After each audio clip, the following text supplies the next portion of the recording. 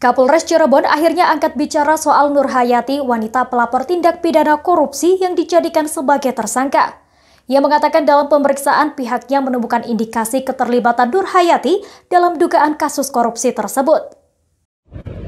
Assalamualaikum warahmatullahi wabarakatuh. Saya Nur Hayati, Kawal Keuangan Desa Citemu, Kecamatan Mundu, Kabupaten Cirebon.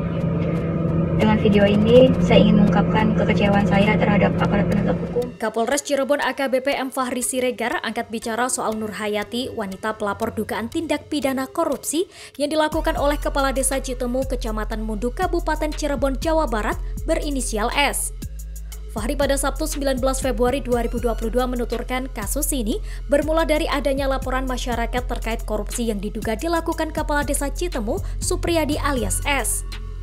Fahri mengatakan usai menerima informasi tersebut, tim penyidik Polres Kota Cirebon langsung menindaklanjuti yang kemudian menemukan bukti permulaan cukup yang mencerat pihak yang harus bertanggung jawab.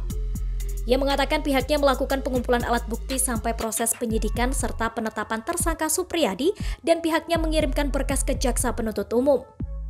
Setelah berkas diterima oleh JPU, selanjutnya berkas atas nama Supriyadi sempat P19 atau dinyatakan tidak lengkap.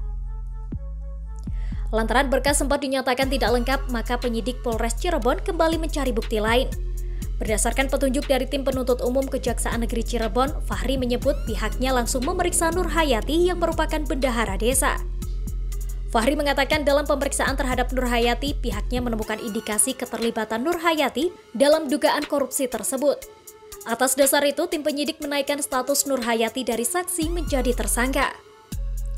Setelah dilakukan pemeriksaan secara mendalam, diketahui perbuatan Nur Hayati sebagai bendahara keuangan itu termasuk pelanggaran atau termasuk kategori perbuatan melawan hukum karena perbuatannya tersebut telah memperkaya Supriyadi. Setelah menjerat Nur Hayati sebagai tersangka, tim penyidik kembali melimpahkan berkas penyidikan kepada penuntut umum. Fahri menegaskan penetapan tersangka terhadap Nur Hayati sudah sesuai dengan kaidah hukum pidana. Menurut Fahri, sikap kooperatif yang ditunjukkan Nur Hayati tak bisa menghapus pidana. Fahri membenarkan bahwa tim penyidik dalam pemeriksaan belum menemukan bukti bahwa Nur Hayati turut menikmati uang tersebut. Namun perbuatan Nur Hayati yang turut memperkaya kepala desa itu masuk dalam unsur pidana.